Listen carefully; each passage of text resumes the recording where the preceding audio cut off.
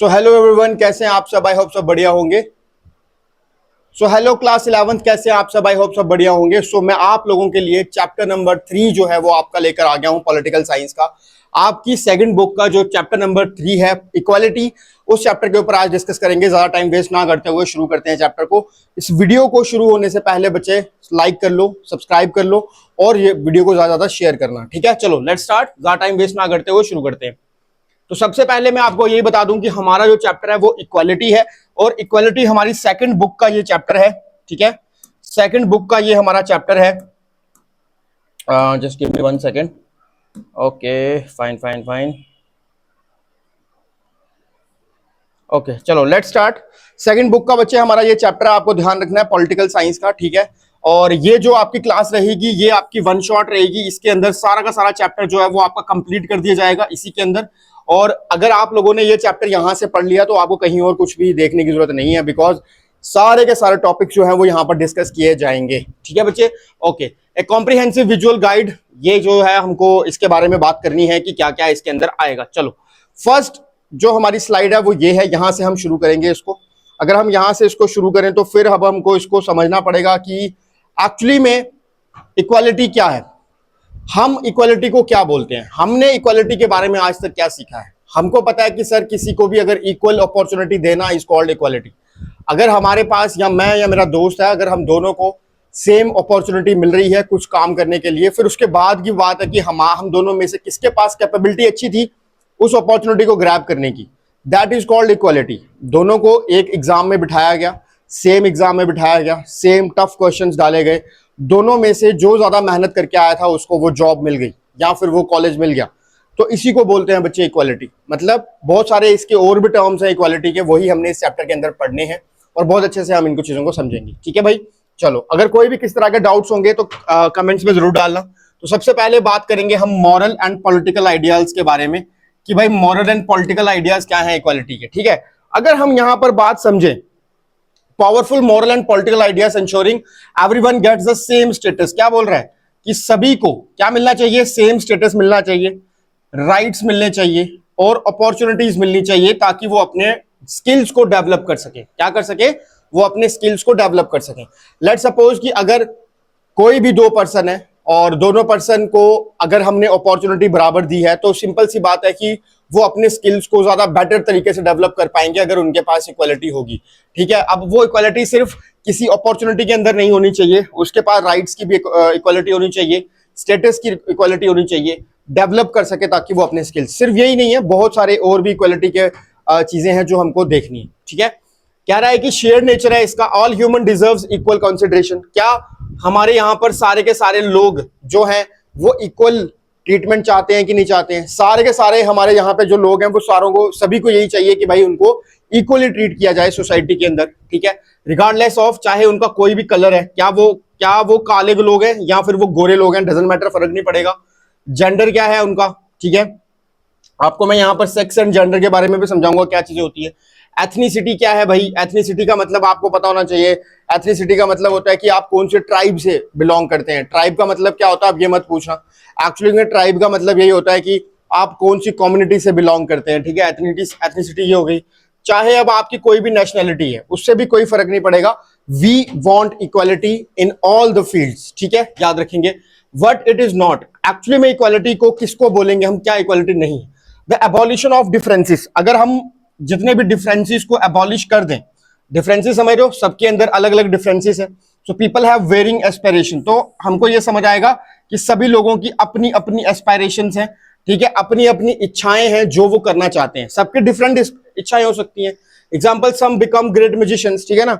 कुछ लोग ऐसे हैं जो म्यूजिशियन बनना चाहते हैं, वो ग्रेट बनना चाहते हैं। Others are known for hard work, और आधे कुछ लोग ऐसे हैं जिनको म्यूजिक पसंद नहीं है but they love to work hard, ठीक है ना? तो उनको हार्ड वर्क पसंद है। सो ये हो गया what it is not, actually में क्या नहीं है जिसको हम इक्वालिटी के अंदर नहीं डाल सकते। तो ये हो गया what it is. It implies our care and prospect should not be predetermined by birth और सोशल सर्कमस्टांसेस। देखो यहां ऊपर क्या बात करी हमने, ऊपर बात करी कि भाई हम इस चीज के ऊपर बिल्कुल भी फोकस नहीं करेंगे कि वो बंदा किस फील्ड से आया है, किस फैमिली से आया है, किस रेस से आया है, किस कास्ट से आया है, उससे कोई फर्क नहीं पड़ना चाहिए। अगर वो बंदा अपनी फील्ड में अच्छा डेवलप करना चाहता है स्किल को, तो वो कर सकता है, उसको हम पूरी अपॉर्चुनिटी देंगे एज जैसे हम बाकियों को देंगे। बात समझ रहे हो? अभी बहुत सारी चीजें तो मैं और क्लियर करूंगा। और यहां पर क्या बोल रहा है कि ये वही है कि हमको एक्चुअली में करना क्या है इक्वालिटी के अंदर। हमने इक्वालिटी के अंदर क्या करना है, हमको एक प्रोस्पेक्ट, एक केयर इंप्लाई करनी है जो प्री डिटरमाइंड होगी। मतलब हम ना ये नहीं करना चाहते कि भाई हमने पहले ही डिसाइड कर लिया कि ये बंदा इस कास्ट से है तो ये मैनुअल लेबर करेगा, और ये इस कास्ट है ये ऑटोमेटिक लेबर करेगा। ये हमको उस चीज को हटाना है। इसलिए यहां पर क्या लिखा है, शुड नॉट बी, क्या शुड नॉट बी, ये वर्ड यहां पे इंपॉर्टेंट है, ठीक है। Should not be pre determined by birth और सोशल सर्कमस्टांसेस, याद रहेगा। फिर उसके बाद आता है, देखो इसी वजह से क्या हो रहा है, अगर हम ये सब कर रहे हैं, अगर हम अपनी सोसाइटी के अंदर इन लोगों को मतलब सभी लोगों को अनजस्ट कर रहे हैं, अनजस्ट मतलब कि ठीक है मैं तेरे को अपॉर्चुनिटी नहीं दे सकता ये वाली, क्योंकि तू उस फैमिली से बिलोंग करता है, तू उस रेस से बिलोंग करता है, उस कास्ट से बिलोंग करता है, तो हम एक ऐसी सोसाइटी बना रहे हैं जो अनजस्ट सोसाइटी है। मतलब इसमें सर, ऐसी सोसाइटी में सर कुछ लोगों को फायदा होता है, बट कुछ लोगों को इसके अंदर कोई भी फायदा नहीं होता। सो इन इक्वालिटीज इन बेसिक रिक्वायरमेंट्स, हम इन इक्वालिटी किस चीज में दे रहे हैं, जो बेसिक रिक्वायरमेंट्स है। लेट सपोज, देखना मेरे को बात बताना, दो लोग हैं, ठीक है, एक पर्सन ए है, कोई पर्सन बी है। अगर मैं ये बोल रहा हूं कि दोनों पर्सन इंटेलिजेंट है, और एक बंदा अमीर फैमिली में पैदा हुआ और एक बंदा गरीब फैमिली में पैदा हुआ, अब अमीर बंदे को सिर्फ इसी चीज का फायदा है कि वो इंटेलिजेंट तो चलो दोनों ही है, फायदा ये है कि उसको एजुकेशन अच्छी मिल जाएगी, वो अच्छी जगह पे जाकर पढ़ जाएगा, उसका जो मेंटल डेवलपमेंट है वो अच्छी हो जाएगी, उसका इंटेलेक्चुअल डेवलपमेंट अच्छा हो जाएगा। लेकिन वहीं पर जो पुअर फैमिली में बिलोंग करता है, जो पुअर फैमिली में पैदा हुआ है, वो सब चीजें अचीव नहीं कर पाएगा। इसी को हम बोलते हैं हमने उसको बेसिक रिक्वायरमेंट तो दी ही नहीं। अब हमने बेसिक रिक्वायरमेंट क्या नहीं दी उसको, बच्चे, एजुकेशन नहीं दी। इसी तरह से हम हेल्थ केयर की भी बात कर सकते हैं।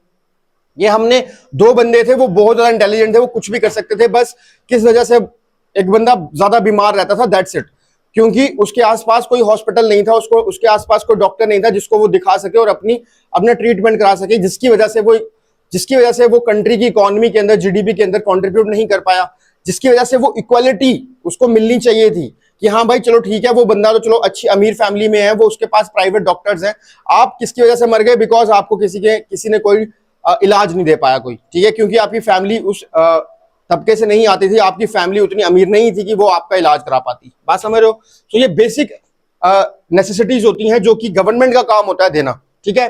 हालांकि गवर्नमेंट का भी होता है, अभी हम सोसाइटी के बारे में समझेंगे क्या कारण है इसके आगे। एंड सेफ हाउसिंग, अब एक जो इंसान है वो ये भी डिजर्व करता है कि उसका एक घर हो जो कि सेफ हो, जिसके अंदर छत ना टपक रही हो, बीमारियां ना हो, आसपास गंद ना हो, ठीक है ना। सो create an unequal and unjust society, ये सब चीजें प्रोवाइड करके हम क्या कर रहे हैं, या ये बोलो कि ये सब चीजें ना प्रोवाइड करके हम क्या कर रहे हैं, एक अनजस्ट सोसाइटी क्रिएट करने की कोशिश कर रहे हैं, ठीक है भाई।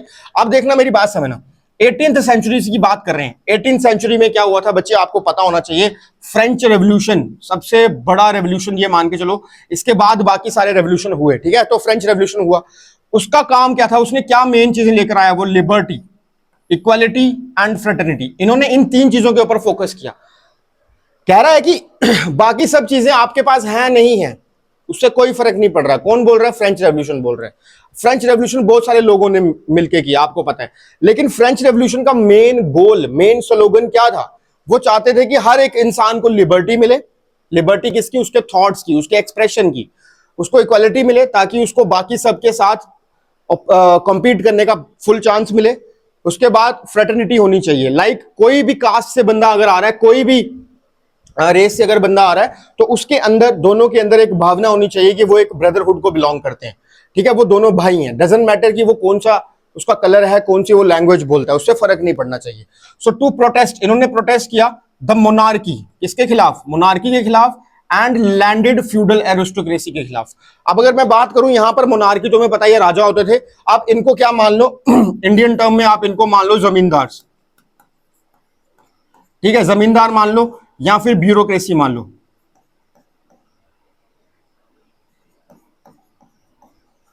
या तो क्या मान लो, ब्यूरोक्रेसी मान लो, ठीक है, ब्यूरोक्रेसी याद रखना, ठीक है। स्पेलिंग में थोड़ा सा ऊपर नीचे हो सकता है, उसको अवॉइड करना, बस चीजों को समझने पे फोकस करना, ठीक है। यहां तक क्लियर है बात? चलो आगे बात करते हैं। फिर 18th सेंचुरी के बाद क्या हुआ? 20th सेंचुरी आई भाई। 20th सेंचुरी में डिमांड बढ़ गई। हमने बोला कि हमको एंटी कॉलोनियल इंडिपेंडेंस चाहिए, ये किसकी बात हो रही है? अब ये कहां बात हो रही है? ये इंडिया में बात हो रही है। अगर मैं ये बात करूं, ये कहां बात हो रही है? ये फ्रांस में बात हो रही है, या फिर ऑल ओवर द वर्ल्ड में बात हो रही है, या फिर ऑल वर्ल्ड में बात हो रही है। ठीक है, सिर्फ फ्रांस में ही रेवोल्यूशन नहीं आया था ना, उसके अलावा भी बहुत सारी कंट्रीज में रेवोल्यूशन आया था। So increase the colonial independence movement in Asia and Africa. तो 20th सेंचुरी में जब ये रेवोल्यूशन हुआ ना, ये रेवोल्यूशन होने के बाद लोगों को पूरी दुनिया में समझ आया कि नहीं, रेवोल्यूशन किया जा सकता है, अपनी डिमांड्स को फुलफिल किया जा सकता है। अगर हम चाहते हैं कि हम ब्रिटिशर से आजादी ले ले तो हमें वो काम करना पड़ेगा। तो हमें क्या करना पड़ेगा? हमें प्रोटेस्ट करना पड़ेगा। तो बहुत सारे प्रोटेस्ट यहां पर हुए। किसके खिलाफ हुए? किसके खिलाफ हुए? कॉलोनियल गवर्नमेंट के खिलाफ हुए। तो they want anti colonial independence movement, कि हमको इंडिपेंडेंस चाहिए कॉलोनियल मूवमेंट से, ठीक है, कॉलोनियल गवर्नमेंट से। पर ये हुआ कहां पर? ये हुए बच्चे एशिया में। एशिया में आपको पता ही है, इंडिया एशिया में आता है। तो India is one of the country जिसने एंटी कॉलोनियल मूवमेंट किया है, एंटी कॉलोनियल रेवोल्यूशन किया है। ठीक है, सबको पता है। सिर्फ इंडिया ने नहीं किया, अफ्रीका ने भी किया, साउथ अफ्रीका ने भी किया, आपको पता है। बहुत सारी कंट्रीज और ने भी किया था जिन्होंने एंटी कॉलोनियल मूवमेंट चलाए थे। फिर उसके बाद अगर हम बात करें आज की, मॉडर्न डे की, आज क्या हो रहा है? So the relying point for marginalised groups. अब हमारी कंट्री में रेवोल्यूशन तो आ गया, सबको डेवलपमेंट तो करा दी, सब मतलब फ्रीडम तो दिलवा दी, इंडिपेंडेंस तो आ गई, लेकिन जो लोगों के आपस में कटाक्ष है, जो लोग आपस में मिलजुल कर नहीं रह पा रहे। क्यों नहीं रह पा रहे? बिकॉज उनको उनके साथ इनडिफरेंस, अनजस्ट किया जा रहा है।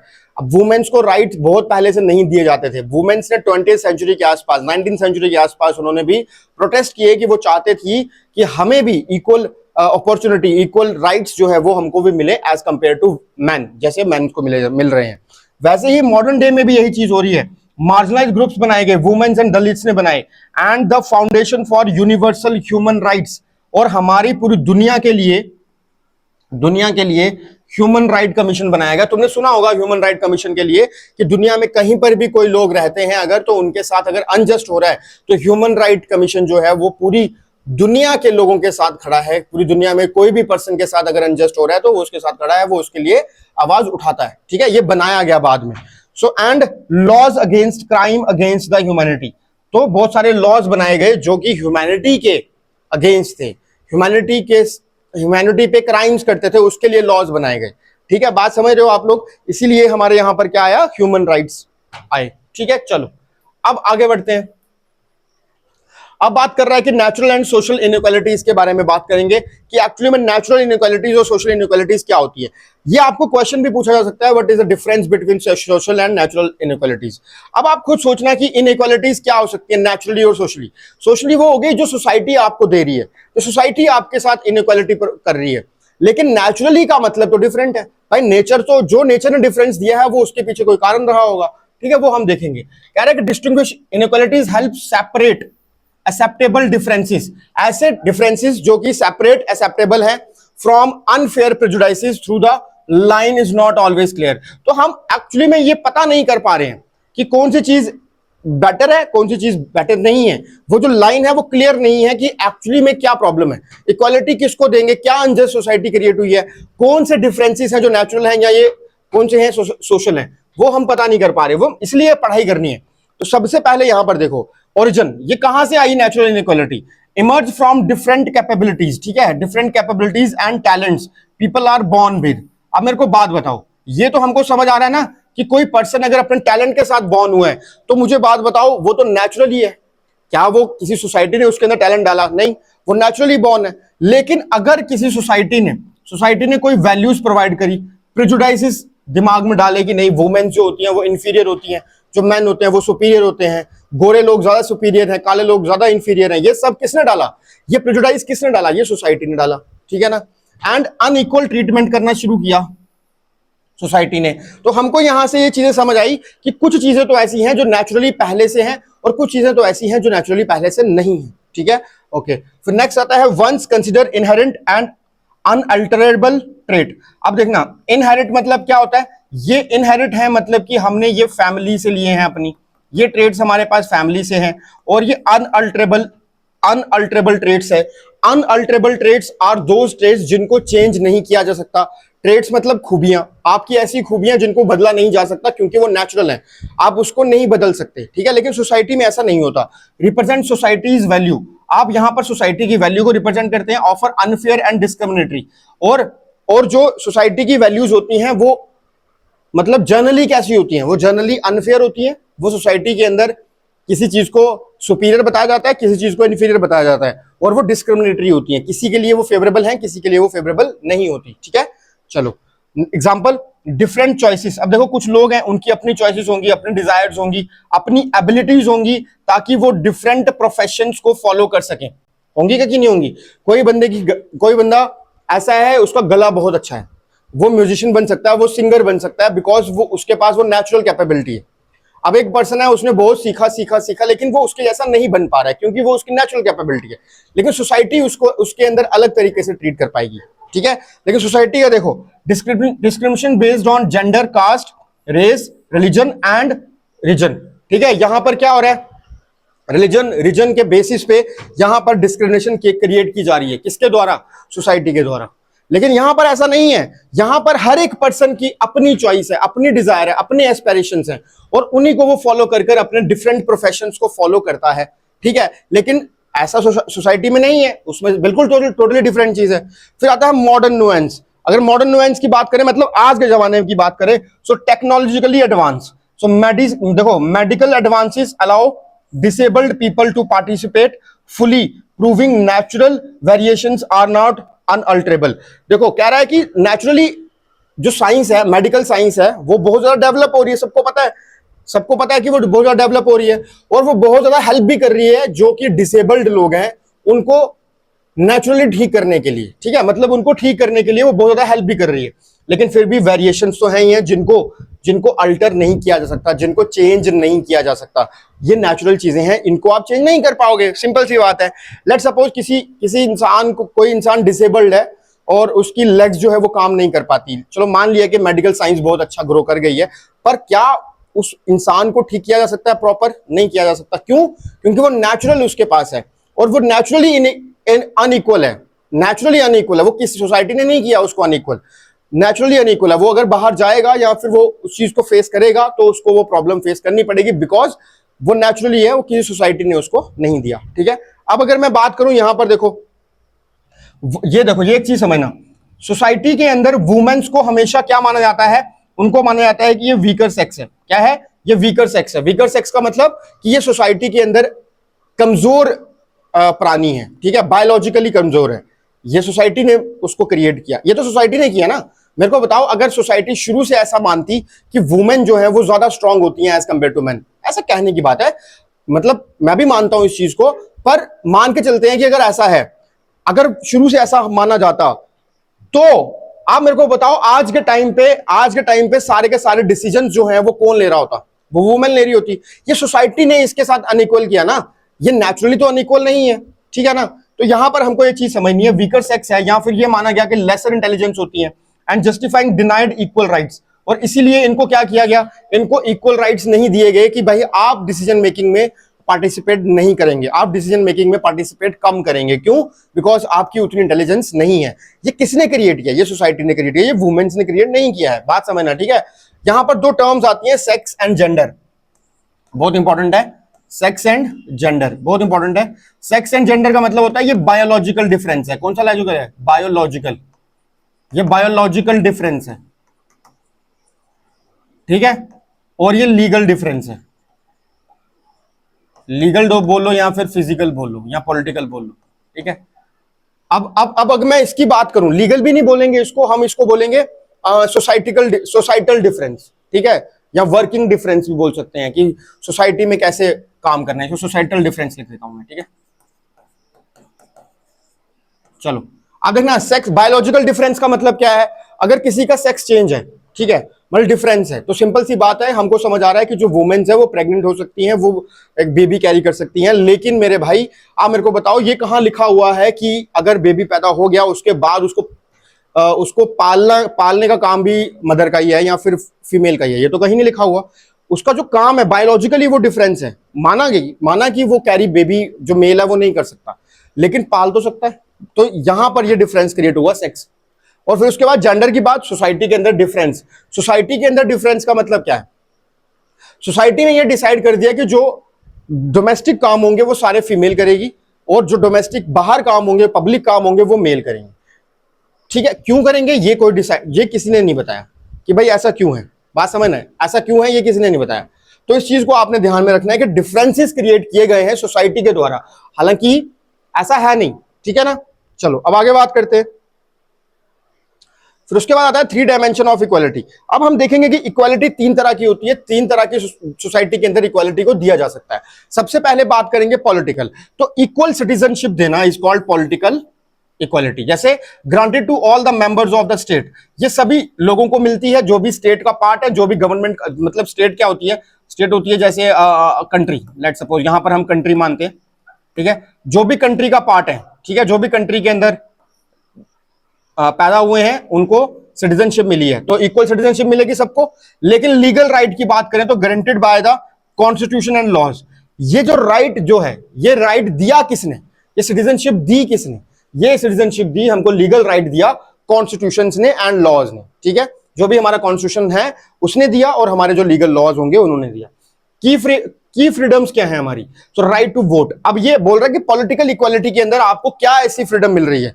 ठीक है, क्या राइट्स मिल रहे हैं? तो राइट्स टू वोट मिला, right of freedom of expression मिला, फ्रीडम ऑफ मूवमेंट मिला, मतलब कि हम एक्सप्रेस कुछ भी कर सकते हैं। अब चाहे वो लिख के करो, चाहे वो बोल के करो, डजंट मैटर। आप मूवमेंट कर सकते हो, आपकी पूरी कंट्री के अंदर आपको अलाउड है, आप कहीं पर भी जा सकते हो। एसोसिएट कर सकते हो, एसोसिएट का मतलब क्या होता है? ग्रुप्स बना सकते हो आप लोग। ठीक है, मतलब कि आपने ग्रुप्स बनाए, अगर कम्युनिटी बनाई, लेट सपोज कि एक स्कूल यूनियन, स्कूल के बच्चों ने यूनियन बनाई, कॉलेज के बच्चों की यूनियन होती है। ठीक है ना, बहुत सारी एग्जांपल्स हैं। बिलीफ, ठीक है, बिलीफ मतलब आप किसी भी चीज, आपके पास फ्रीडम है, आप किसी भी चीज में बिलीव कर सकते हो। आप साइंस में बिलीव कर सकते हो, अगर आप चाहो तो आप अगर आप चाहो तो साइंस में तो आप बिलीव कर सकते हो। अगर आप चाहो तो अगर किसी भगवान को नहीं मानना, आप एथीस्ट बन सकते हो। तो आपका ये बिलीफ है, आपके पास फ्रीडम है। लेकिन इसमें लिमिटेशंस भी हैं, और लिमिटेशन जरूरी भी हैं। लिमिटेशंस क्या है? नेसेसरी है but not sufficient alone to create a just society. ठीक है, बोल रहा है लिमिटेशन यही है कि आपके पास ये फ्रीडम तो है, मान के चलते हैं कि आपके पास फ्रीडम तो है, लेकिन सिर्फ यही सफिशिएंट नहीं है एक सोसाइटी को इक्वल क्रिएट करने के लिए। क्यों नहीं है उसके बारे में भी बात करेंगे। ठीक है, चलो ध्यान रखेंगे। आगे बात बोल रहे हैं सोशल इक्वालिटी। सोशल इक्वालिटी का बात समझना, कह रहा है कि फेयर एक्सेस है। सोशल इक्वालिटी का मतलब सोसाइटी में equal chance for groups to compete for resources. क्या बोला मैंने? कि जो भी सोसाइटी के अंदर रिसोर्सेज हैं उसके लिए आपको इक्वल चांस मिल रहा है, आप उसके लिए compete करो। अगर ऐसा हो रहा है तो आपको सोशली इक्वालिटी मिल रही है। लेट सपोज कि एक टेंडर गवर्नमेंट निकालती है, किसी भी चीज का पुल बनना है। अब अगर किसी के पास सोसाइटी में बहुत ज्यादा पैसे हैं तो उसको वो मिल गया, दूसरे वाले को पूछा भी नहीं गया गवर्नमेंट के द्वारा, तो ये सोसाइटी में इक्वालिटी नहीं है। वहां पर टेंडर निकलना चाहिए, टेंडर में बिडिंग होनी चाहिए, बहुत सारे लोग वहां पर आए, जिसके पास कम पैसे भी हैं, जिसके पास बहुत ज्यादा पैसे भी हैं, दोनों के दोनों बिडिंग में बैठे और उस बिडिंग के अंदर वो बिड लगाएं कि हाँ भाई हमको ये टेंडर चाहिए, और जिसका टेंडर बेनिफिशियल होगा उसको वो मिल जाएगा। This is called social equality. बात समझे आप कि सोशल इक्वालिटी क्या है? जहां पर भी यही बोला कि इक्वल चांस मिलता है हर एक ग्रुप को कंपीट करने के लिए रिसोर्सेज के लिए। अब रिसोर्सेज क्या है? वही टेंडर निकल रहा है, उसके पैसे जो मिलने थे। बेसिक नीड्स क्या है?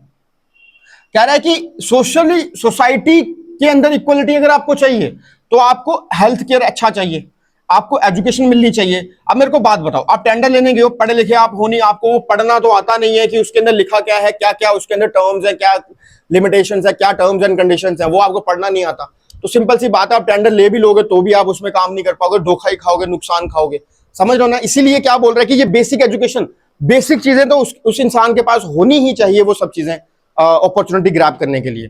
न्यूट्रिशन आपको मिलना ही चाहिए। बंदा बीमार है पूरी जिंदगी, उसको खाना नहीं मिल पा रहा है, तो सिंपल सी बात है वो क्या टेंडर लेगा?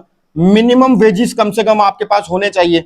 ऑब्स्टेकल्स यहां पे क्या आते हैं भाई? ऑपरेसिव कस्टम्स आते हैं। ठीक है, ध्यान रखना। कस्टम्स क्या है? कस्टम्स किसको बोलते हैं सर? कस्टम का मतलब होता है हमारे जो सिद्धांत है, जो हमारी सोसाइटी हमको दे रही है कि भाई हमारी, जैसे एग्जांपल देते हैं, मुस्लिम सोसाइटी के अंदर होता है कि भाई जो वुमेन्स होती हैं, जो लड़कियां होती हैं, वो बुरखा पहन के रखती हैं, वो फेस जो है वो अपने घर वालों के अलावा बाहर शो करना उनको अलाउड नहीं है। ऐसे मैं बता रहा हूं, ऐसा तो होना नहीं चाहिए, पर फिर भी अगर ऐसा है, लेट सपोज तो आप मुझे एक बात बताओ, क्या ये ऑब्स्टेकल नहीं है? ये किसने दिया? ये हमारे कस्टम्स ने दिया। ये हमारे लोगों ने बहुत जमाने से पहले से इसको फॉलो करते आ रहे हैं और अब भी वो चाहते हैं कि इसी चीज को फॉलो किया जाए। इसी को बोलते हैं ओप्रेसिव करना। ओप्रेसिव का मतलब होता है एक जो एक बड़ी चीज है वो हावी हो रही है छोटी चीज पे, ओप्रेस कर रही है उसको। लेकिन ओप्रेस कर कौन रहा है? कस्टम्स। हमारे ही धर्म, हमारे ही रिलीजन, हमारे ही जो सिद्धांत है वो हमें ओप्रेस कर रहे हैं। जैसे वुमेन डिनाई कर रही है इनहेरिटेंस और higher education in India. India के अंदर वुमेन्स को डिनाई किया गया पूरी जिंदगी भर कि भाई आप लोग पढ़ाई नहीं कर सकते क्योंकि आपकी इंटेलिजेंस नहीं है, और आप पढ़ाई करके करोगे क्या? बिकॉज आपको कहीं पे पार्टिसिपेट करने का मौका तो मिलेगा नहीं। तो आप खुद सोचो, वुमेन को जब पढ़ने ही नहीं दिया जा रहा है तो वो ऑप्रेस तो किया जा रहा है। ये किसने बनाया कि नहीं कर सकते? ये हमारे कस्टम से बनाया। हमारे कस्टम्स के अंदर हम मानते हैं कि वुमेन को एजुकेशन नहीं देनी है। हम नहीं, मतलब मैं नहीं मान रहा, पर ऐसे बता रहा हूं कि हम नहीं देनी थी। तो इसीलिए बाद में वो प्रोटेस्ट किया गया उनके द्वारा और उन्होंने बोला कि भाई नहीं, हमको एजुकेशन चाहिए। तो वहां पर उनके लिए राइट टू एजुकेशन लाया गया और हर एक के लिए लाया गया। And state and society must prevent discrimination. और यहां पर फर्ज बनता है किसका? स्टेट का और सोसाइटी का, कि वो इस डिस्क्रिमिनेशन को रोके। इसीलिए बहुत सारे अंग्रेजों ने जब आए थे, अब हमको लगता है बहुत बार कि सर अंग्रेज जो आए उन्होंने क्या अच्छा किया हमारे यहाँ पे, हमें तो लूट के ले गए। भाई वहीं पे खत्म करी।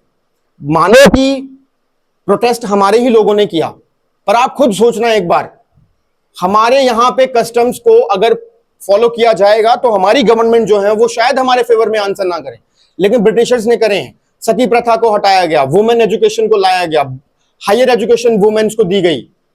ये किसकी वजह से हुआ? ये ब्रिटिशर्स की वजह से हुआ। उन्होंने हमारे लिए अच्छा भी किया है, पर देखने का नजरिया डिपेंड करता है। बात समझ रहे हो आप लोग इस चीज को ध्यान से? अब बात करते हैं इकोनॉमिक इक्वालिटी की। अब इकोनॉमिक इक्वालिटी क्या होती है सर?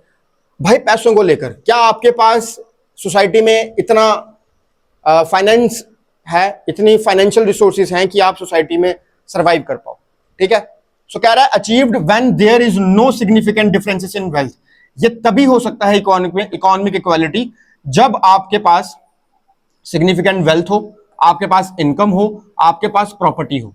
अगर ये सभी चीजें नहीं है तो कैसे हो पाएगा? पॉसिबल ही नहीं है। मेजरमेंट क्या है?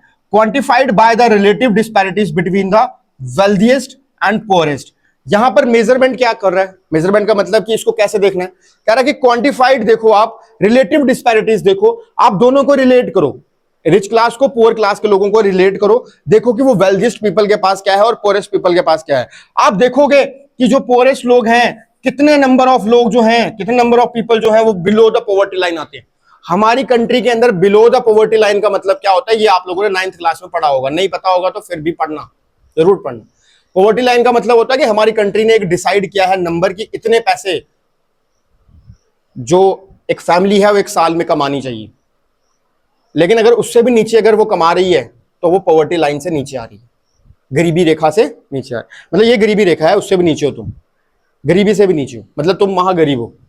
ठीक है, अगर ऐसा हो रहा है तो that is called economic equality. ठीक है, अब इकोनॉमिक इक्वालिटी को ठीक करना पड़ता है। ठीक है, अनट्रेंच डेंजर, इसमें खतरा क्या है कि wealth concentration over centuries divide society into powerful classes and poor generations. क्या कह रहा है? कह रहा है कि वेल्थ को हमेशा जो स्ट्रांग लोग हैं, जो अमीर लोग हैं, उन्होंने अपने पास रखा, पैसा उन्होंने अपने पास रखा, और जब वो वेल्दी हो जाते हैं, जब उनके पास रिसोर्सेज ज्यादा हो जाते हैं, तो वो पॉलिटिकली भी पावरफुल होते हैं। जब वो पॉलिटिकली पावरफुल होते हैं तो वो ऐसी पॉलिसीज बनाते हैं कि उन्हीं के क्लास के लोग, रिच क्लास के लोग ही हमेशा वेल्दी रहें। हमेशा, जैसे अभी हमारी गवर्नमेंट कर रही है, मैं पर्टिकुलर नाम नहीं ले रहा, पर जो हमारी गवर्नमेंट कर रही है, आप देखोगे कि हर एक पॉलिसी ऐसी बनाई जा रही है, 1 रुपए में किसी एक्स पर्सन को पूरी जमीन दे देना ताकि उसकी फैमिली ज्यादा अच्छा ग्रो कर पाए। जितनी भी वो जो एक्स पर्सन थे वो पहले 700 नंबर पे कुछ आते थे 2014 से पहले, लेकिन आज वो सेकंड रिचेस्ट पर्सन है ऑल ओवर द वर्ल्ड। बहुत बड़ी बात है। आप खुद सोचो कि गवर्नमेंट क्या कर रही है। यहां पर होता है इकोनॉमिक इनइक्वालिटी, समझ रहे हो आप लोग? तो इकोनॉमिक इनइक्वालिटी को कैसे खत्म किया जाए वो बहुत मैटर करता है। ठीक है, चलो अब आगे बात करते हैं फेमिनिज्म। अब आप बोलोगे, बहुत सारे लोगों के डाउट्स होते हैं कि सर फेमिनिज्म का मतलब ये होता है कि वुमेन्स को हर एक राइट इक्वल देना, दैट इज कॉल्ड फेमिनिज्म। बिल्कुल सही बात है, पर आगे देखते हैं। बोलते हैं कि एक पॉलिटिकल डॉक्ट्रीन है। पॉलिटिकल डॉक्ट्रीन का क्या मतलब होता है? ऐसे सिद्धांत जो हमारी सोसाइटी ने सोचे हुए हैं, ऐसे प्रिंसिपल जो हमारी सोसाइटी ने सोचे हुए हैं और आज उनको ही फॉलो किया जा रहा है, ठीक है। विच एडवोकेट्स इक्वल, क्या बोल रहा है ये कहता है कि इक्वल राइट्स देने हैं for main and women. Feminist ये बिलीव करते हैं, जो फेमिनिस्ट होते हैं, जो फेमिनिज्म को फॉलो करते हैं, वो ये बिलीव करते हैं कि social inequalities can be alter to live equal life. कह रहा है कि सोसाइटी के अंदर जो इनइक्वालिटीज हैं उनको खत्म किया जा सकता है अगर मेन और वुमेन को इक्वल राइट्स दिए जाए, इक्वल लाइफ दी जाए, ठीक है। सो द रूट क्या है इसके पीछे, कहां से फेमिनिज्म आया? फेमिनिज्म कहां से आया? फेमिनिज्म आया बच्चे पैट्रियार्की से। किससे आया? पैट्रियार्की से। पैट्रियार्की का मतलब क्या होता है? Man dominated society, man dominated society. समझ आया आपको पैट्रियार्की क्या होता है बच्चे? पैट्रियार्की आपको पता होना चाहिए। ये देखो यहां पे लिखा हुआ है, मैन बोलो या मेल बोलो एक ही बात है, मेल, ठीक है। यहां पे देखो, मेल डोमिनेटेड सोसाइटी और system based on the false assumptions that men and women are different by nature justifying unequal positions। क्या कह रहा है यहां पर? उन्होंने यही बोला कि ये मेल डोमिनेटेड सोसाइटी है और उन्होंने इस चीज को इस तरह से क्रिएट किया कि जो मेल है उनको सुपीरियर दिखाया गया और फीमेल्स को कमजोर दिखाया गया, इसलिए वो इंफीरियर रह गई। ये इन्होंने, फेमिनिस्ट ने इस चीज के बारे में बात करी। अब यहां पर मैंने आपको सेक्स एंड जेंडर के बारे में बताया था पीछे, ठीक है, वही है। Feminist distinguish between sex biological differences and gender, जो कि देखो सोशली कंस्ट्रक्टेड रोल्स है, जो कि सोसाइटी के अंदर कौन से काम फीमेल करेगी, कौन से काम मेल करेगी, वो डिसाइड करता है जेंडर। लेकिन बायोलॉजिकल डिफरेंस के अंदर अगर बात करी जाए तो वो सेक्स डिसाइड करता है। द बायोलॉजिकल रियलिटी ये है कि women bear a child and does not imply they alone should care for them. तो मतलब बेयर तो वो चाइल्ड करेगी, लेकिन इसका मतलब ये नहीं है कि वो अकेले पालेगी उसे। बात समझ रहे हो? यहां पर इक्वालिटी की बात होती है। और डिवीजन ऑफ लेबर, अब डिवीजन ऑफ लेबर कहां पे आ गया? जेंडर में। डिवीजन ऑफ लेबर किस में आया बच्चे? जेंडर में। ये कौन सी सोसाइटी है? ये मैं बात कर रहा हूं जेंडर की। सोसाइटी नहीं बोलेंगे, जेंडर के बेसिस पे बात करेंगे। कह रहा है पब्लिक एंड प्राइवेट के हिसाब से देखें तो पैट्रियार्की ने ये डिक्टेट किया है कि वुमेन बिलोंग करेगी प्राइवेट और डोमेस्टिक कामों में, ठीक है। प्राइवेट और डोमेस्टिक काम जितने भी होंगे वो वुमेन करेगी। और कंसर्न वाइल मेल जो है वो पब्लिक टास्क करेगा, जो कि बाहर जाके काम करने पड़ेंगे, जिसमें डिसीजन मेकिंग हैवी होगी, जिसमें टफ काम जो होंगे वो उसको करने पड़ेंगे। सो फिर फेमिनिज्म ने ये बोला कि भाई अगर आप लोग इक्वलिटी नहीं दोगे, इक्वलिटी का मतलब क्या है कि भाई आप इक्वल राइट्स दो, इक्वल लाइफ्स दो, कि दोनों एक जैसा लाइफ जिए, लेकिन वुमेन्स को फिर भी देखा जा रहा है कि वो घर आके फिर उनको काम करना पड़ रहा है पब्लिक काम के अलावा भी। अगर वो बाहर जाके जॉब कर रही है, पैसा कमा रही है, घर आके उनको फिर वही काम करना पड़ रहा है, तो इसका मतलब ये हुआ कि वुमेन्स के ऊपर डबल बर्डन पड़ रहा है। क्या हो रहा है? द डबल बर्डन आ रहा है, double burden. Through the majority of the women work outside the home. कह रहा है कि इससे हमको ये पता चल रहा है कि बहुत सारे वुमेन जो हैं, मेजोरिटी ऑफ वुमेन जो हैं, वो आउटसाइड द होम जो है वो काम कर रहे हैं। They remain entirely responsible for household chores. क्या कह रहा है? वो स्टिल अभी भी घर के कामों में फंसी हुई हैं। इक्वलिटी नहीं है। डिस्पाइट दिस बर्डन, इसी बर्डन की वजह से women have little no input in public sphere discussions. शायद इसी वजह से वुमेन्स का जो डिस्कशन, वुमेन का जो पब्लिक स्फीयर के अंदर डिस्कशन है या डिवीजन है वो उतना ज्यादा नहीं है, वो कम है। वो डिसीजन मेकिंग में उतना पार्टिसिपेट नहीं कर पा रही है, इसीलिए शायद। ठीक है, बात समझ आ गई आप लोगों को? ठीक है, फेमिनिज्म शायद क्लियर हुआ होगा। किसी तरह के डाउट होंगे भाई डालना, तो मैं चीजें क्लियर करेंगे। आइडियोलॉजिकल व्यूज के बारे में बात करते हैं, मार्क्स के बारे में और लिबरलिज्म के बारे में। मतलब कार्ल मार्क्स का नाम तो सबने सुना ही है, ठीक है ना। कार्ल मार्क्स और लिबरलिज्म, जो लिबरल लोग थे उनके क्या व्यूज है। अगर मैं कार्ल मार्क्स की बात करूं तो 19th सेंचुरी के थिंकर ये रहे हैं, पॉलिटिकल थिंकर बोलते हैं इनको, ठीक है। रूट ऑफ इनइक्वालिटी, इन्होंने क्या बोला कि भाई इनइक्वालिटी आई कहां से? इनइक्वालिटी आई कहां से? इन्होंने बोला कि प्राइवेट ओनरशिप से इनइक्वालिटी आती है। किससे? प्राइवेट ओनरशिप से। जब आप किसी को ज्यादा चीजें डिस्ट्रीब्यूट कर देते हो, उसके पास पावर आ जाती है, उसके पास पैसे ज्यादा आ जाते हैं, जैसे लेट सपोज अडानी है, जैसे अंबानी है, जैसे और एलन मस्क है, अमेजॉन, टिम कुक है, ये वो पर्सन है जिनके पास ज्यादा ओनरशिप है, प्राइवेट ओनरशिप ज्यादा है इनके पास पैसा ज्यादा है।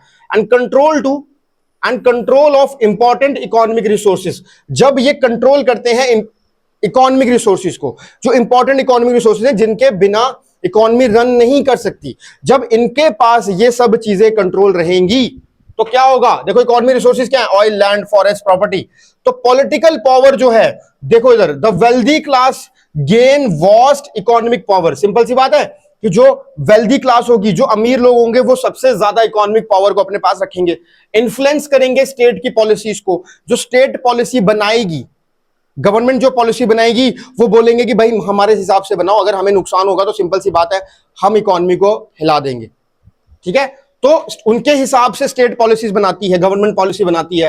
And laws to safeguard their interest, और ऐसे लॉज भी बनाए जाते हैं जो उनके ही इंटरेस्ट को सेफगार्ड करते हैं, जो उनके ही बेनिफिट को सेफगार्ड करते हैं। ठीक है, अगेंस्ट द पुअर। बेचारा गरीब लोग क्या करें, ये पुअर के अगेंस्ट है। अब जहां पर उनको फायदा हो रहा होगा वो वही पॉलिसी बनवाएंगे ना, इससे उनका तो कोई नुकसान नहीं है। गरीब लोगों का तो फायदा कहां से होगा इसमें? उनका तो नुकसान होना ही है। अब लेट सपोज हमने अडानी ने अभी जैसे 1 रुपए में उनको जमीन दी थी, बहुत सारी, 100 एकड़ से भी ज्यादा। तो वो जो जमीन दी थी, उस जमीन का फायदा या नुकसान क्या हुआ? वहां पर जो ट्राइब रहा करती होगी जंगल में, उनको वहां से भगा दिया गया। वो तो गरीब है, वो कहीं और रहते नहीं है, उनको वहां से भगा दिया गया और जमीन जो है वो अडानी को दे दी गई। और वो उस अडानी उस जमीन का क्या करेगा? वो उससे रिसोर्सेज एक्सट्रैक्ट करेगा, वहां पर कोई कंपनी खोलेगा, वहां पर कोई फैक्ट्री खोलेगा और कल को वहां से पैसे कमाएगा और ज्यादा अमीर हो जाएगा। लेकिन ये किसके खिलाफ है? पुअर्स के खिलाफ है। इसका सोल्यूशन क्या है? इसका सोल्यूशन ये है, ये मार्क्स ने बोला है ये सब कुछ। ठीक है, इन्होंने बोला कि भाई इक्वल अपॉर्चुनिटीज दी जाए सबको। उन्होंने बोला कि सबको इक्वल अपॉर्चुनिटी देना इनफ नहीं है। आपने सबको इक्वल अपॉर्चुनिटी दी, आपने बोला कि भाई यहां राइट टू वोट सबके पास है, सब वोट करेंगे, अडानी भी वही वोट करेगा और एक गरीब इंसान भी वही वोट करेगा। मगर पॉलिसी किसके लिए बनाई गई? वो फायदा किसके लिए देखा गया? वो बेनिफिट किसके लिए देखा गया? अडानी के लिए। तो सिंपल सी बात है कि providing equal opportunities is not enough. The state और public must have control over the resources. यहां पर कार्ल मार्क्स ये बोलते हैं कि जितने भी रिसोर्सेज हैं उनका कंट्रोल किस पे होना चाहिए? पब्लिक का या फिर स्टेट का, मतलब गवर्नमेंट का। किसका कंट्रोल होना चाहिए रिसोर्सेज पे? गवर्नमेंट का। Must have and property of society, और जितनी भी सोसाइटी की प्रॉपर्टी है उसके ऊपर भी मस्ट जो कंट्रोल होना चाहिए वो किसका होना चाहिए? वो कंट्रोल होना चाहिए सोसाइटी, गवर्नमेंट का।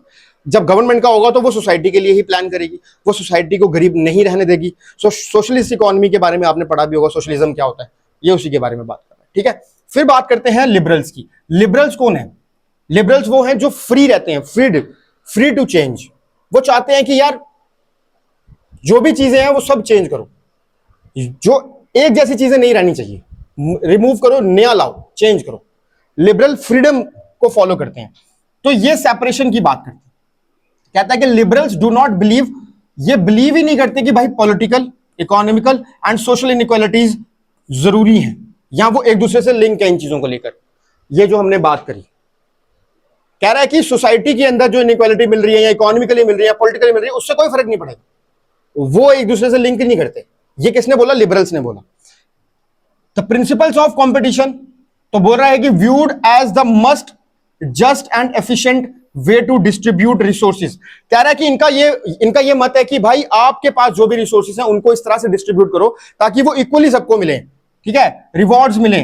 ठीक है, हाईली कॉम्पिटिटिव एजुकेशनल एनरोलमेंट। और ये इस चीज को इस तरह से बोलते हैं कि नहीं, मतलब इक्वली डिस्ट्रीब्यूट नहीं करो, ये बोलते हैं कि कॉम्पिटिटिव रखो, जो जिसके लायक होगा वो उसको लेगा। आप इक्वल स्टेटमेंट दो सबको, आप इक्वल एग्जाम कंडक्ट कराओ, आप इक्वल एनरोलमेंट कराओ, लेकिन जब इंसान उस पेपर देने बैठेगा, एंट्रेंस देने बैठेगा, जिसकी कैपेबिलिटी होगी उस इंसान को वो जॉब मिलेगी या उस इंसान को वो सीट मिलेगी। ये आपको याद रखना। ये किसने बोला? ये लिबरल्स ने बोला। ध्यान रखना इस चीज को। गवर्नमेंट का रोल क्या आता है यहां पर? लिबरल्स बोलते हैं state step into control educational institution. कह रहा है कि जो गवर्नमेंट है उसको एजुकेशनल इंस्टीट्यूट्स को कंट्रोल करना चाहिए और एंट्रेंस एग्जाम्स करवाने चाहिए ताकि फेयर अपॉर्चुनिटी मिल सके कंपीट करने के लिए, फेयर अपॉर्चुनिटीज मिल सके कंपीट करने के लिए। अब तुम्हें लग रहा होगा कि यार अगर ऐसा ही है तो फिर रिजर्वेशन क्यों रखी गई, क्यों लोगों को रिजर्व किया जा रहा है? यह भी बहुत ज्यादा जरूरी है, यह भी सीखना बहुत ज्यादा जरूरी है, बताऊंगा इसके बारे में आगे। तो पैराडॉक्स क्या है इक्वालिटी का?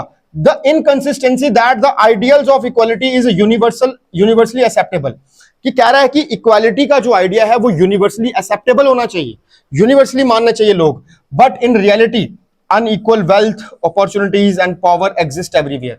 कह रहा है कि इक्वालिटी का आइडिया तो यही है कि भाई दुनिया के अंदर सभी को इक्वालिटी मिले, लेकिन सोसाइटी में ऐसा नहीं है।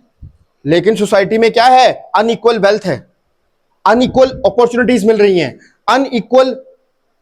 अनइक्वल पावर जो है वो एग्जिस्ट करती है एवरीवेयर। और जहां जहां ये अनइक्वलिटी होगी वहां वहां सबके साथ प्रॉब्लम क्रिएट होगी। और सिंपल सी बात है, ये हमेशा रहेगा, और ये आज का नहीं है, फ्रेंच रेवोल्यूशन का टाइम पता चल रहा है भाई, है ना। अब आता है सोशल, मैंने तुम्हें बताया सोशलिज्म क्या होता है। सोशलिज्म द सप्त क्रांति, ठीक है, ये किसने लाई थी याद रखेंगे, बाय, ये पूछा जा सकता है आपको, राम मनोहर लोहिया। किसने लाई थी ये? राम मनोहर लोहिया, ठीक है। सोशलिज्म क्या होता है? कह रहा है कि एक ये पॉलिटिकल आइडियाज हैं जो कि इमर्ज किए गए हैं as a response to inequalities produced by the industrial capitalist economy. कह रहा है कि सोशलिज्म इसलिए लाया गया था ताकि कैपिटलिज्म को कम किया जा सके, और कैपिटलिज्म होता था प्रॉफिट मेकिंग करना। जब इंडिविजुअल के पास वेल्थ रहेगी वो प्रॉफिट मेकिंग करेगा, लेकिन सोशलिज्म इसलिए लाया गया कि ताकि हम कैपिटलिज्म इकोनॉमी को या इंडस्ट्रियल कैपिटलिस्ट इकोनॉमी को थोड़ा सा कम कर पाए, ठीक है। तो बेसिक ऑब्जेक्टिव क्या है? मिनिमाइज करना एग्जिस्टिंग इनइक्वालिटी को, जो इस समय इनइक्वालिटी चल रही है उसको कम करना, एंड डिस्ट्रीब्यूट करना रिसोर्सेज को जस्टली। जस्टली का मतलब क्या होता है? सभी में इक्वली करना, जिससे जस्टिफाइएबल हो चीजें, ठीक है, जिससे जस्टिस मिले सबको। ऐसा ना हो कि अन्याय हो रहा है सबके साथ, या किसी के साथ अन्याय हो रहा है कि भाई उसको रिसोर्सेज हमने प्रोवाइड नहीं कराए लेकिन किसी और को हमने करवा दिए। बात समझ रहे हो ना? इस चीज को ध्यान में रखना है। ये किसने लाया था? सोशलिस्ट थिंकर थे हमारे पास राम मनोहर लोहिया जी। उन्होंने ये आइडेंटिफाई किया 7 distinct kind of inequalities India के अंदर थी। उन्होंने आर्ग्यू किया है कि भाई स्ट्रगल करेंगे अगेंस्ट इनइक्वालिटी, जो कि requires fighting all of simultaneously a concept known as a Sapta Kranti. तो उन्होंने बोला कि इन 7 चीजों के लिए हमको रेवोल्यूशन लाना पड़ेगा, इन 7 चीजों को मूव करवाना पड़ेगा, रिवॉल्व कराना पड़ेगा। रेवोल्यूशन का मतलब क्या होता है? रेवोल्यूशन का मतलब होता है चेंज हो जाना किसी चीज का, ठीक है ना। तो ये 7 चीजों के ऊपर राम मनोहर लोहिया ने बात करी। क्या है 7 चीजें? यहां पे दिख रही होंगी आपको। Inequalities between man and women थी, पढ़ी हमने पीछे। Inequality based on skin colour पढ़ा। कास्ट बेस्ड इनइक्वालिटी ये भी पढ़ा। Colonial rule over some countries ये भी पढ़ा। इकोनॉमिक इनइक्वालिटी ये भी पढ़ लिया भाई। Revolution for civil liberties against unjust encroachment on private life. अब यहां पे हमें समझना, कह रहा है कि सिविल लिबर्टीज के लिए भी रेवोल्यूशन लाना पड़ेगा। सिविल लिबर्टीज का क्या मतलब होता है? कि आपकी सोसाइटी या आप जो सिविलाइज्ड हुए हो उसके अंदर भी आपको लिबर्टी चाहिए। जहां पर भी आप रह रहे हो आपके थॉट्स को कोई कंट्रोल ना करे, आप जो चाहते हो आप वो कर पाओ। पहले इंसान वो नहीं कर पाता। जब कोई किसी के घर पे काम करता था उसको फ्रीडम नहीं होती थी कि वो आप अपने हिसाब से कुछ सोचे या अपने हिसाब से कुछ करे। समझ रहे हैं इस बात को? क्लियर है? फिर उसके बाद बोलता है रेवोल्यूशन फॉर नॉन वायलेंस। और यहां पर रेवोल्यूशन किसके लिए लाया गया भाई? यहां पर रेवोल्यूशन किसके लिए लाया है? नॉन वायलेंस के लिए, कि भाई वायलेंस ना हो, उसके लिए रेवोल्यूशन लाया गया, ठीक है। चलो अब यहां तक भी क्लियर हो गया होगा सबको। Establishing formal equality. अब हम क्या करना चाह रहे हैं? अब हम इक्वालिटी एस्टेब्लिश करना चाह रहे हैं सोसाइटी में, ठीक है। हिस्टोरिकल इनजस्टिस हमारे साथ होता ही आया है। जैसे historically inequalities were protected by the customs. देखना, बहुत बहुत बहुत शानदार चीज बता रहा हूं। हिस्टोरिकली जो इनइक्वालिटीज थी, जो होती थी इनइक्वालिटीज, जो होती ही थी, जैसे वुमेन को पढ़ाई नहीं करने दी, सोसाइटी में पार्टिसिपेट नहीं करने दिया, ये किसने रोका था? ये किसने नहीं करने दिया? कस्टम्स। इनइक्वालिटीज थी ना, वो वुमेन जो नहीं कर पा रही थी वो इनइक्वालिटीज थी। वो क्या थी? वो ये इनइक्वालिटीज थी, पर उनको प्रोटेक्ट किया गया किसके द्वारा? कस्टम्स के द्वारा। कस्टम्स ने ये काम नहीं करने दिए, एंड लीगल सिस्टम्स ने, कोई भी लीगल सिस्टम हो सकता था जिसने वुमेन्स को पढ़ाई नहीं करने दी। बात समझ रहे हो ना? इसको ध्यान रखना। Poor people were denied voting rights. Poor लोगों को वोटिंग राइट नहीं दिए जाते थे, वुमेन्स को नहीं दिए जाते थे। Women were barred from many professions. Women's को बहुत सारे काम करने के लिए दिए ही नहीं जाते थे। ये इनइक्वालिटीज हैं, और इनइक्वालिटीज कौन होने दे रहा है? कस्टम्स, हमारे कस्टम्स, हमारा धर्म, हमारा रिलीजन, ठीक है, हमारा legal system. The caste system in India prevented lower caste तो हमारे इंडिया के अंदर हमने लोअर कास्ट को क्या किया, प्रिवेंट करना स्टार्ट किया from anything accept manual labour. हम चाहते थे कि भाई बाकी चीजों में जो हमारे लोअर कास्ट के लोग हुआ करते थे इंडिया के अंदर, उनका पक्का था कि भाई वो मैनुअल लेबर ही करेंगे, है ना।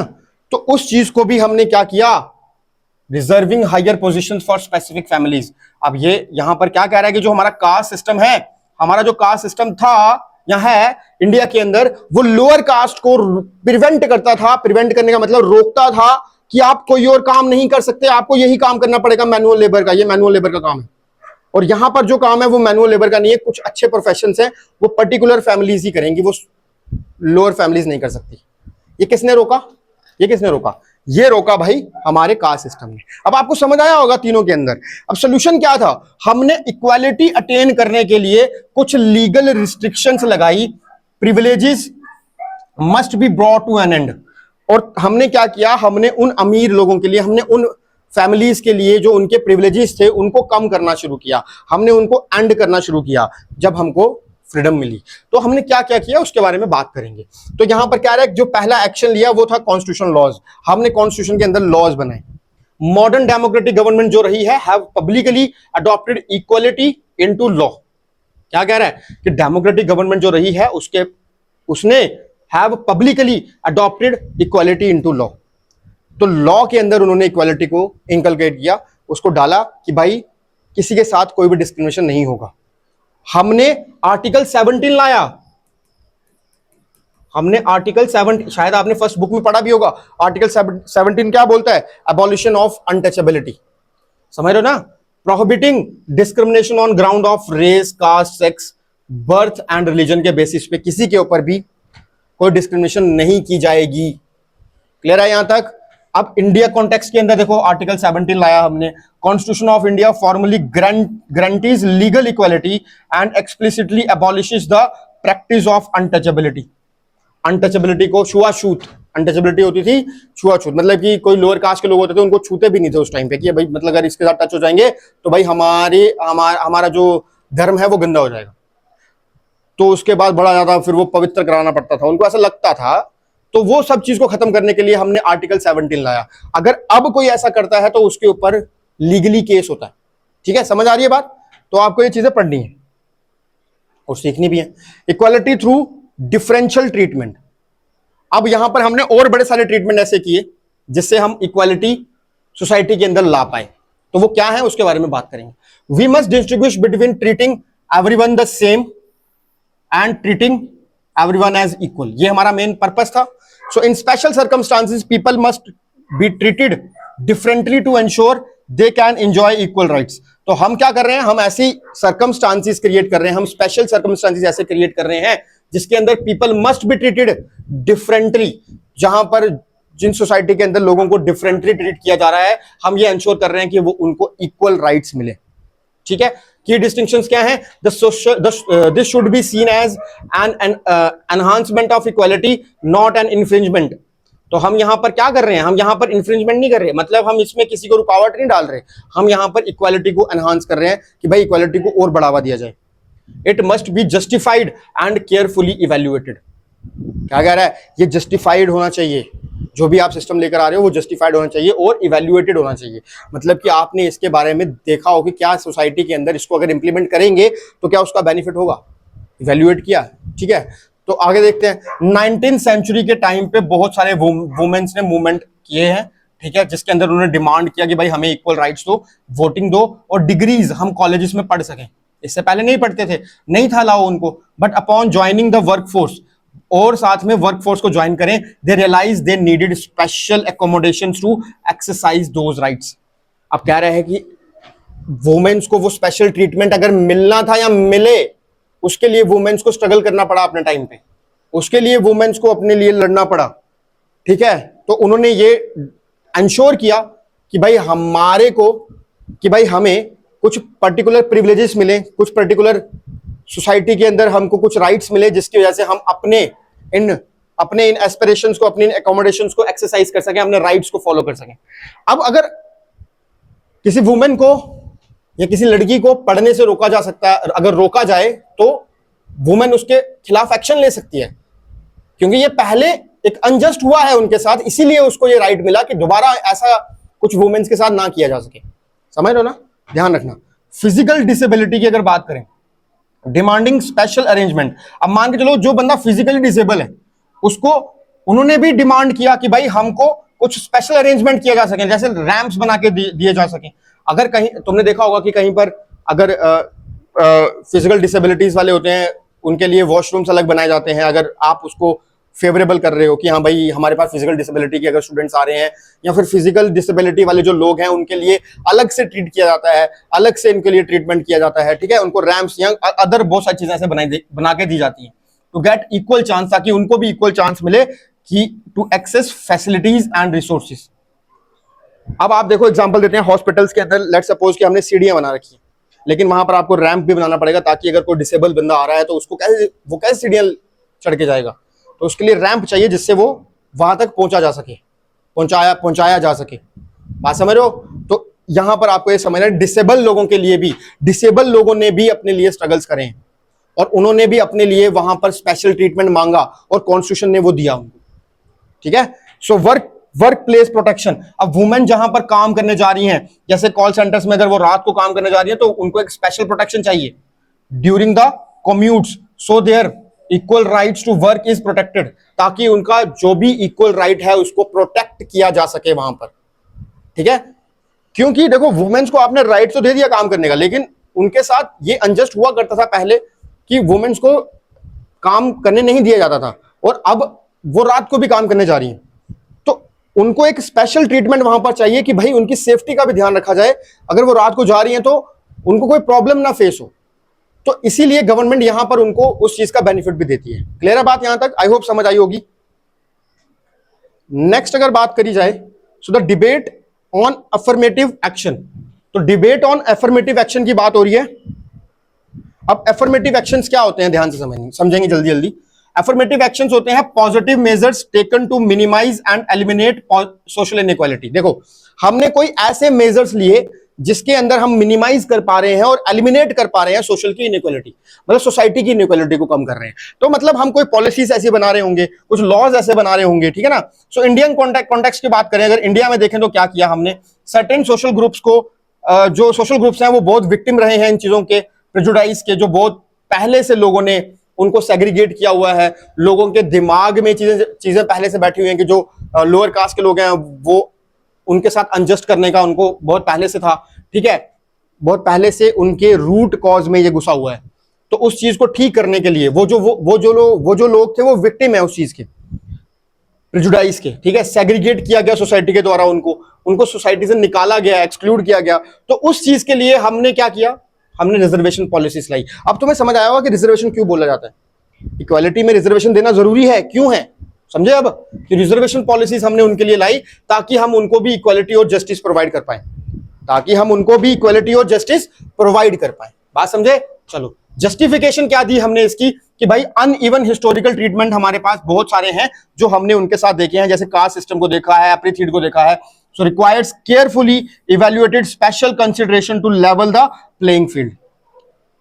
तो उन सब चीजों को देखकर हमने उनके लिए एक लेवल फील्ड बनाई है जहां पर वो अच्छे से काम कर सके, ताकि उनको डिस्क्रिमिनेशन ना किया जा सके, ताकि उनके साथ डिस्क्रिमिनेशन ना हो बाकी अपर क्लास के द्वारा या फिर वेल्दिएस्ट क्लास के द्वारा। समझ रहे हो बात? ओके, क्रिटिसिज्म ऑफ रिजर्वेशन की बात करेंगे। अब बहुत सारे लोग ऐसे भी हैं जो रिजर्वेशन को क्रिटिसाइज करते हैं, जो बोलते हैं कि भाई रिजर्वेशन जो है वो अच्छा नहीं है, बहुत सारे करते भी हैं। सो रिजर्वेशन डिस्क्रिमिनेशन क्या है? Critics argue reservation deny other section of society their rights to equal treatment। कह रहा है कि बहुत सारे critics ऐसे हैं, वो ये बोलते हैं कि अगर आपने रिजर्वेशन दे दी तो आप बाकी सोसाइटीज के साथ भी तो गलत कर रहे हो। यहां पर क्रिटिक्स यही तो कह रहे हैं कि भाई आप बाकी सोसाइटी के साथ भी तो गलत कर रहे हो, ठीक है ना। तो इसीलिए आर्बिट्रेरी डिनायल है। आर्बिट्रेरी डिनायल क्या होता है कि हमने कुछ कोटास रखे हैं इन एजुकेशन एम्प्लॉयमेंट में, are seen as unjust because they are arbitrarily denied care to others। तो arbitrary denied का मतलब यह है कि भाई हमने कोटास को डिसाइड किया कि भाई एजुकेशन या एम्प्लॉयमेंट के अंदर हम कुछ लोगों के लिए, इन लोगों के लिए कुछ कोटा रखेंगे। कोटा का मतलब क्या होता है, कुछ सीट्स को रिजर्व कर देंगे। अगर 100 सीट्स हैं तो मतलब 20 सीट्स हमने डिसाइड कर ली कि भाई ये इनको मिलेंगी, 80 सीट्स पे बाकी फाइट करो। ठीक है ना। तो ये आपको समझना है। तो ये इसकी वजह से as are seen as unjust, इससे क्या हुआ, अनजस्ट हो गया भाई। जस्टिस तो मिल रही है ना, so because they are arbitrary deny care to others, तो हम बाकियों को इससे डिनाई कर रहे हैं, ठीक है ना। ये वो हमने सीट्स रख दी कि भाई वो इन्हीं को मिलेंगी, परपेचुएट्स प्रेजुडाइज।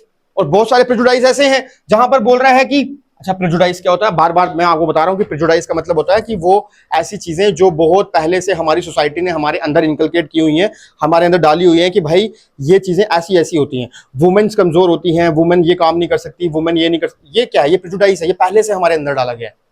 लेट सपोज अगर ये नहीं डाला जाता और आपको माँ बाप ने, आपकी सोसाइटी ने आपको ये सिखाया होता कि वुमेन जैसे कोई स्ट्रांग चीज नहीं है, तो आप कभी भी नहीं मानते, अगर आपको कोई बताना तो। बात समझ रहे हो ना, ये चीजें ध्यान रखना। परपेचुएट और prejudice, making distinctions based on caste colour is likely to perpetuate racial and caste prejudice rather than an end. कह रहा है कि अगर आप ऐसी डिस्टिंक्शंस क्रिएट कर, क्रिटिक्स कह रहे हैं, कह रहे हैं कि अगर आप ऐसी डिस्टिंक्शंस क्रिएट करोगे, डिफरेंस क्रिएट करोगे कि भाई कुछ सोसाइटी के यही लोग जो हैं इनको रिजर्वेशन मिलेगा, इनको नहीं मिलेगा, तो इससे क्या होगा, इससे प्रॉब्लम ये होगी कि, बात समझना, इससे प्रॉब्लम ये होगी कि सोसाइटी के अंदर और ज्यादा अनजस्ट क्रिएट हो जाएगा, और ज्यादा डिफरेंस क्रिएट हो जाएगा, खत्म होने के बजाय। ये किसने बोला, ये इन्होंने बोला, जो भी क्रिटिक्स थे। क्रिटिक्स क्या होते हैं, जो क्रिटिसिज्म करते हैं रिजर्वेशन का, ठीक है। अब ऑल्टरनेटिव व्यूज में देखा गया कि क्रिटिक्स ये भी आर्ग्यू कर रहे हैं कि equality dictates everyone should be treated alike. कह रहा है कि इक्वालिटी का मतलब तो यही है कि सबको इक्वली ट्रीट किया जाए, अब चाहे वो लोअर कास्ट का है या ब्लैक है या फिर कोई भी लैंग्वेज बोलता हो, doesn't matter, and focus should remain on removing the caste system itself. और हमारा ये फोकस होना चाहिए कि हम कास्ट सिस्टम को खत्म करें, ना कि हम रिजर्वेशन प्रोवाइड कराएं। ये बोला उन्होंने। बात समझ रहे हो अब आप? आई होप कि यहां तक क्लियर हो गई होगी बात। अब नेक्स्ट अगर मैं बात कराऊं, ये कुछ मतलब खत्म हो गया टॉपिक वैसे तो, अब कुछ समरीज है। समरीज मतलब कि जो भी हमारा क्रक्स है लास्ट का, जिसको हम कंक्लूजन बोलेंगे। आप मुझे बताओ इक्वालिटी का क्या मतलब होता है। हमने पढ़ लिया, all people are entitled to same rights and opportunities, ठीक है, सबको मिलने चाहिए। राइट टू वोट क्या होता है, fundamental part of political equality होता है। फ्रेंच रेवोल्यूशन क्या था, मोनार्की और एरिस्टोक्रेसी के खिलाफ जो हुआ था प्रोटेस्ट। मेजरिंग डिस्पैरिटीज का क्या मतलब होता है, कंपेयर करना wealthiest and poorest, quantify economical inequality को, मतलब कि गरीबों को और वेल्थिएस्ट लोगों को कंपेयर करना कि भाई वो क्वांटिफाइबली अगर देखा जाए तो इकोनॉमिकल, उनके अंदर इकोनॉमिक इनइक्वालिटी है। और एफिशिएंट फेयर डिस्ट्रीब्यूशन क्या होता है, डिस्ट्रीब्यूशन क्या होता है कि आइडियोलॉजिकली प्रमोट करना principles of competition of liberalism को, ठीक है, जो भी लिबरलिज्म जो कह रहे हैं उनके आइडिया को प्रमोट करना, कॉम्पिटिटिव माहौल देना, ठीक है। फिर बोलता है सप्त क्रांति, पढ़ाया मैंने आपको, राम मनोहर लोहिया जी ने ये लाया था और 7 चीजों के बारे में उन्होंने बात करी थी। सोशलिज्म गोल क्या है कि बेसिक ऑब्जेक्टिव ये है कि मिनिमाइज करना एग्जिस्टिंग इनइक्वालिटी को सोसाइटी के अंदर से, ठीक है। ये भी हमको समझ आ गया कि सोसाइटी के अंदर जो भी इनइक्वालिटी क्रिएट हुई है उस चीज को ठीक किया जा सके, ठीक है। नेक्स्ट अगर बात करें तो रिवर्स डिस्क्रिमिनेशन। रिवर्स डिस्क्रिमिनेशन क्या होता है, critics frequently apply this term reservation policy affirmative action, ठीक है। ये बहुत सारे क्रिटिक्स ने यूज किए हैं वर्ड्स। अब यहाँ पर एसेंशियल टर्म्स सुनो, हमको कुछ पता होना चाहिए। इक्वालिटी क्या होती है पता होना चाहिए, रीड करेंगे आप लोग, ये मैं नहीं पढ़ा रहा हूँ। इनइक्वालिटी क्या होती है, अपॉर्चुनिटी क्या होता है, डायमेंशंस किसको बोलते हैं, पैराडॉक्स क्या होता है, सिटीजनशिप क्या होती है, पता होना चाहिए यार, ठीक है। ये बहुत बेसिक डेफिनेशंस हैं। पॉवर्टी लाइन क्या होती है, मैंने बताया था आपको। डिस्क्रिमिनेशन क्या होता है, ये भी मैंने आपको बताया। पैट्रियार्की क्या होता है, बहुत अच्छे से समझाया। ऑनरशिप क्या बोलते हैं, उसको भी बताया मैंने। सोशल प्रेजुडाइज क्या होता है, ये भी मैंने आपको अच्छे से बताया है, ठीक है। So thank you so much बच्चे। आज जो है आपका इक्वालिटी चैप्टर जो है आपका सेकंड बुक का, वो खत्म होता है, थर्ड चैप्टर। आई होप आप लोगों को बहुत अच्छे से ये चीज क्लियर हुई होगी और समझ भी आई होंगी सारी की सारी चीजें। So thank you so much, God bless you all. Video को ज्यादा शेयर करो ताकि आपके दोस्तों तक भी ये वीडियो पहुंच सके और हमें भी इस चीज का मोटिवेशन मिले कि भाई हमको बाकी वाले चैप्टर्स भी जो है वो अच्छे से कंप्लीट करवाने हैं। So God bless you all, thank you, love you all.